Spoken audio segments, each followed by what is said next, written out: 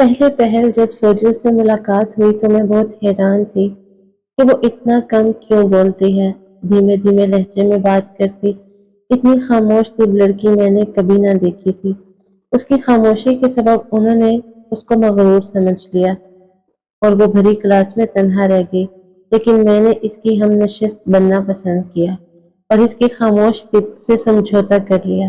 بالآخر اس نے مجھ سے دوستی کر لی، وہ صرف مجھ سے بات کرتی، میں بھی اس کے سوا کسی اور کو سہیلی نہ بنایا۔ یوں ہم ایک جان دو قلب ہو گئے۔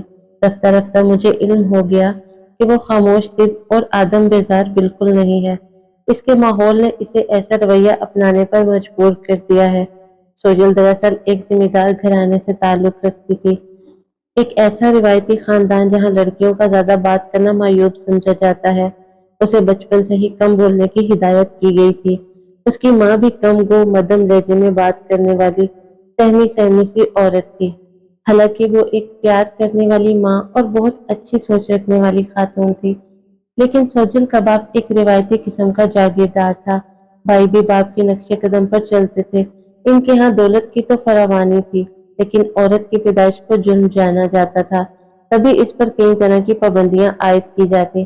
تاہم یہ سوجل کی خوش قسمتی تھی کہ ان کے ہاں لڑکیوں کو پڑھنے سے نہیں روکا جاتا تھا، کیونکہ ان کے لڑکے اعلیٰ تعلیم یافتہ ہو کر گھروں کو لوٹتے تو وہ اپنے خاندان کی ان پڑھ لڑکیوں سے شادی سے انکار کر دیتے تھے اور باہر سے لڑکیاں بیویاں بنا کر لے آتے تھے۔ اس صورتحال کو دیکھتے ہوئے بزرگوں نے اپنی بچیوں پر سے پابندیاں ہٹا لی اور ان کو کالج اور یونیورسٹی میں پڑھنے کی اجازت دے دی گئی، اس شرط کے ساتھ بھی وہ کسی غیر لڑکے کو نظر بھر کر بھی نہ دیکھیں گی۔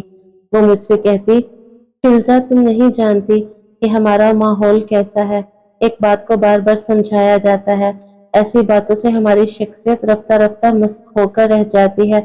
زندگی کے بڑے فیصلے تو دور، ہم اپنے چھوٹے چھوٹے فیصلے خود نہیں کر سکتے۔ سوجل کیسی باتیں کرتی ہو، تمہاری باتیں میری سمجھ سے باہر ہیں۔ اب زمانہ بہت بدل گیا ہے، نہ جانے تمہارا گھرانہ کس دور میں رہتا ہے، تم ابھی نہیں سمجھ سکتی، لیکن وقت آنے پر سمجھ جاؤ گی۔ خیر مجھے اپنی دوست سے غرض تھی، جو نہایت ہمدرد اور اچھی فطرت کی لڑکی تھی۔ مجھے اس کو دیکھ کر دکھ ہوتا تھا، ڈر اور خوف اس کے اندر سرایت کر چکا تھا، خود اعتمادی رخصت ہو گئی تھی۔ اس کی بڑی بڑی ہرنی جیسی آنکھیں اکثر خالی خالی اور ویران نظر آتی تھی۔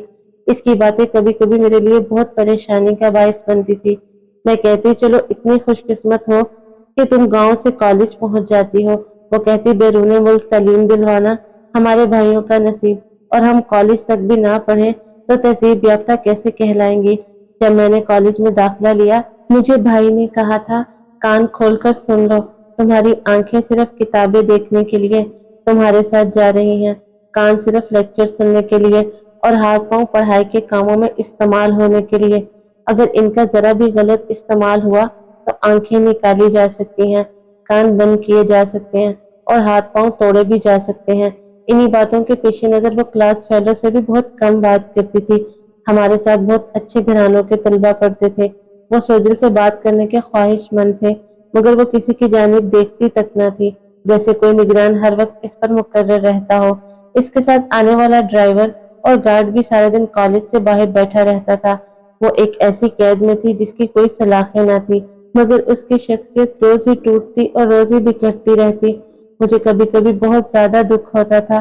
ہماری کلاس میں ایک لڑکا اختر تھا، وہ بہت سلجھا ہوا اور با تہذیب، کسی اچھے خاندان کا چشم و چراغ لگتا تھا، ہوشیار اور ذہین بھی، اس جیسا کوئی نہ تھا۔ پڑھائی میں ہم اکثر طالبہ علم اس سے مدد لیا کرتے، سوجل کو کوئی پریشانی یا مشکل ہوتی تو وہ مجھ سے کہتی اور میں اس کا مسئلہ اختر سے حل کروا دیا کرتی تھی۔ میں نے ایک بات نوٹ کی تھی کہ سوجل کبھی کبھار کسی لڑکے کی بات کا جواب دے دیا کرتی تھی، مگر اختر سے بالکل بھی بات نہ کرتی تھی۔ ایک دو بار اختر نے کوشش بھی کی تو اس نے بری طرح اسے جھڑک دیا۔ اختر بہت اچھا لڑکا تھا، رفتہ رفتہ میری اس کے ساتھ دوستی ہو گئی، مگر مجھے یہ احساس بھی ہوا کہ اس سے دوستی کرنے کی وجہ سے سوجل مجھ سے دور ہو گئی ہے۔ جہاں میں اور وہ بیٹھی ہوتی وہ آ جاتا تو وہ فوراً اٹھ کر چلی جاتی تھی۔ اس بات کو وہ بھی محسوس کرتا تھا، مگر کچھ کہتا نہیں تھا۔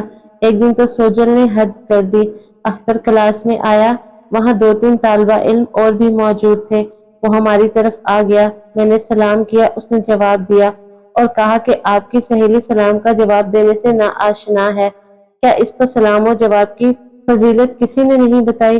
اس کا اتنا کہنا تھا کہ سوجل نے آگے بڑھ کر اس کے منہ پر تھپڑ مار دیا اور کلاس روم سے چلی گئی۔ سب حیران رہ گئے، مجھے اس بات نے افسردہ کر دیا۔ میں نے سوچا کہ کل آئے گی تو اس سے بات کروں گی۔ میں نے اختر سے پوچھا، تم ہی بتاؤ اصل معاملہ کیا ہے؟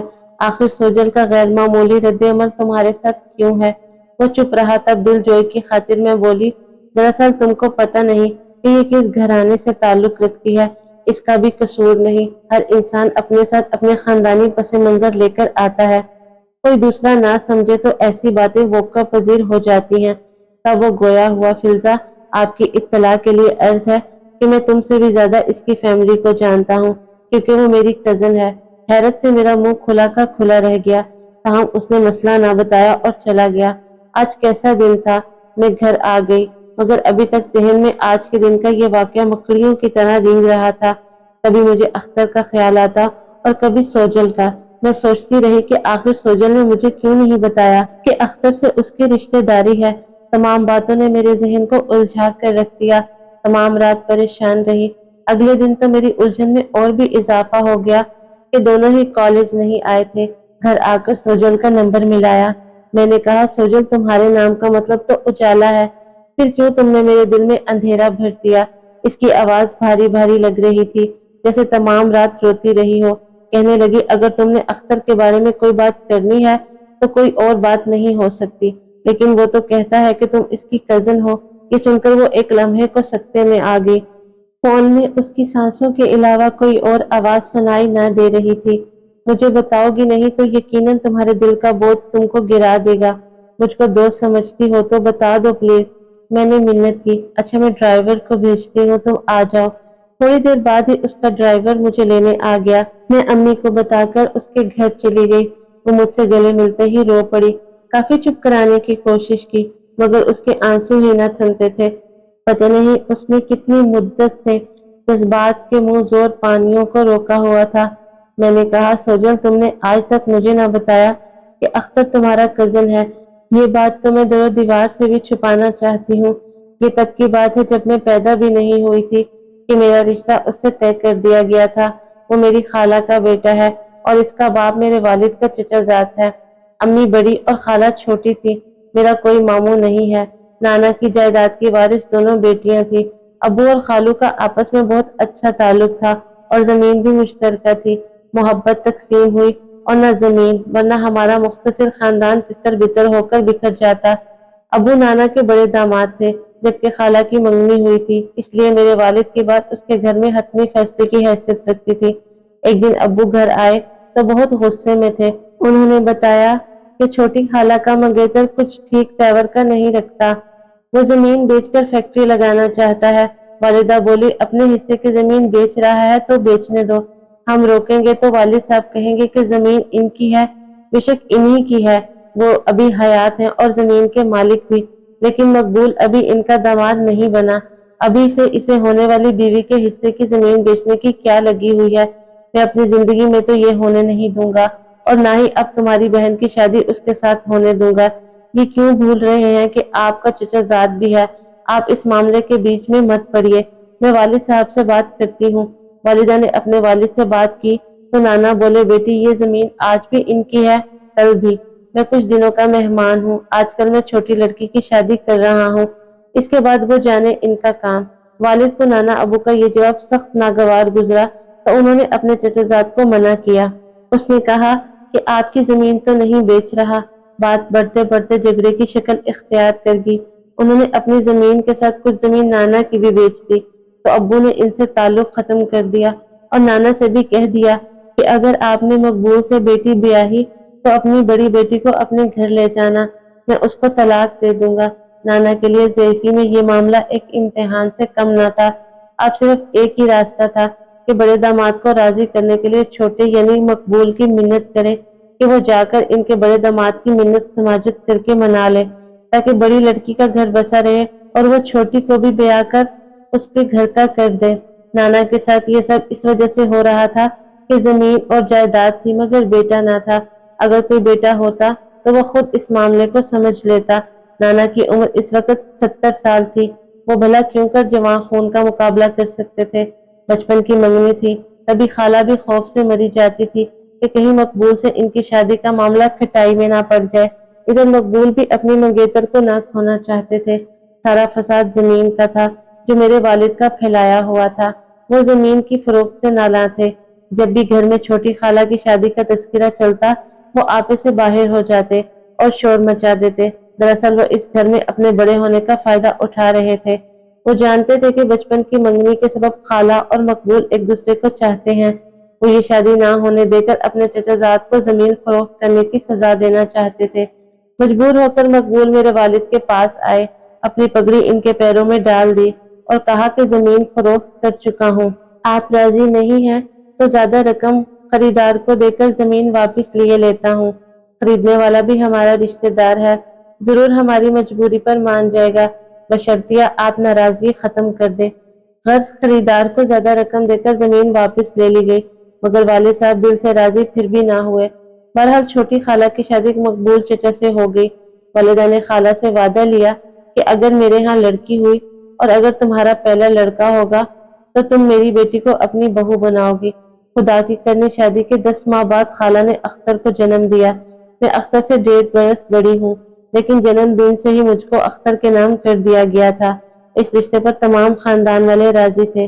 اس کی وجہ وہی کہ ایک تو دشمنی ختم ہوگی، دوسرے زمین تقسیم نہ ہو سکی۔ وقت گزرتا رہا، اختر مزید پڑھنے شہر چلا گیا، کیونکہ اس کے والد ان دنوں شہر میں تھے اور کالج بھی شہر میں تھا۔ مجھے بھی شہر کے کالج میں داخلہ لینا تھا۔ والد اور بھائی نے اس شرط پر داخلہ دلوایا کہ وہاں نہ تو چھوٹی خالہ کے گھر جاؤں گی اور نہ اختر سے بات کرو گی۔ یہ سن کر میں حیران رہ گئی، گویا ابو نے ابھی تک خالو کو دل سے معاف نہ کیا تھا۔ انہوں نے خالہ سے شادی کے بعد بیوی کی زمین بیچی تو ابو کی دشمنی پھر سے عود آئی۔ اب ان کے لیے دل صاف کر لینا امر محال ہوا اور مجھے بھی ان کی نیت کا پتہ چل گیا۔ میں نے وعدہ کر لیا۔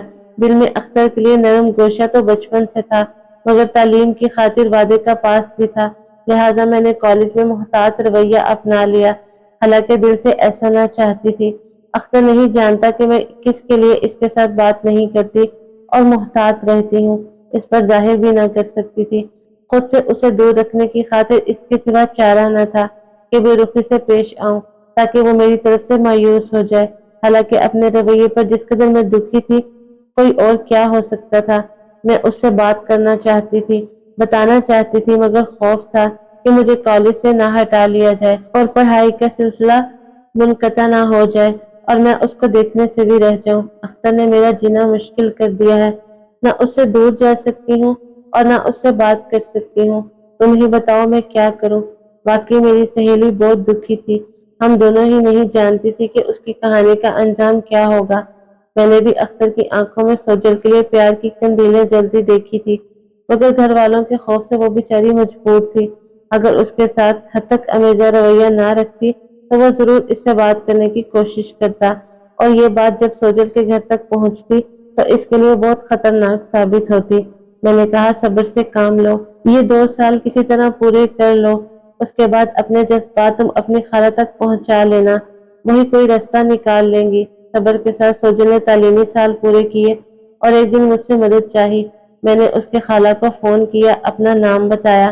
وہ شفیق آواز میں بولی، ارے میں خود تم سے بات کرنا چاہ رہی تھی، مگر تمہارا نمبر نہیں تھا۔ جانے سوجل کو کیا ہوا ہے، اختر سے اتنی نفرت کرنے لگی ہے، تم سے اس کا سبب پوچھنا چاہ رہی تھی۔ خالہ وہ نفرت نہیں کرتی، وہ تو اختر سے محبت کرتی ہے، لیکن اس کے والد نہیں چاہتے کہ ان کی شادی ہو۔ آپ اپنی بہن سے بات کیجیے۔ میں نے بات کی ہے، وہ کوئی خاطر خواہ جواب نہیں دیتی، تو پھر اپنے والد یا خامد کو سوجل کے ابو کے پاس بھیجے۔ انہوں نے ایسا ہی کیا اور وہ ان کے شوہر کے انکل کے پاس اختر کے لیے سوجل کا ہاتھ مانگنے گئے تو انہوں نے نہ صرف انکار کیا بلکہ ان کو بے عزت کر کے گھر سے نکال دیا۔ اب کیا رہ گیا تھا؟ سوجل اور اختر نے کہا کہ ہم اکٹھے خودکشی کر لیتے ہیں۔ ان کے نانا حیات تھے، بولے ابھی میں زندہ ہوں، تم لوگوں کو خودکشی کرنے کی ضرورت نہیں، جیسا کہتا ہوں کرو۔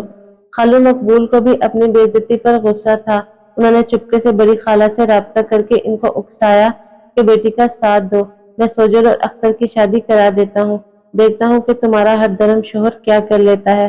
पहले तो सोजल राजी नहीं थी, फिर नाना के समझाने पर उसने अपने बाप के घर को हमेशा हमेशा के लिए खैरबाद कह दिया और नाना के पास चली गई।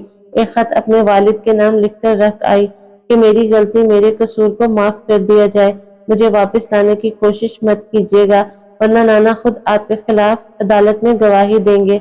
वो मेरा निकाह अख्तर से पढ़ाने और अदालती कार्रवाई करने के बाद हमको दुबई रवाना करेंगे। फिक्र ना कीजिए, खाला ने अपने तरके की तमाम जमीन मेरे नाम कर दी है।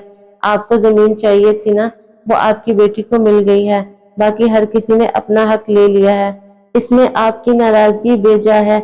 आपने नाना से बदला लेना है तो ले लीजिएगा। हम तो इस वक्त वतन को खैरबाद कह चुके होंगे, और अगर आपने इस उम्र में मेरी वालदा को तलाक दी तो इनको संभालने के लिए इनके बेटे मौजूद हैं। वो दिन और आज का दिन सोजल से सबने राब्ता रखा, सिवाय उसके बाप ने, जिसका जिंदगी भर उसको गम रहेगा।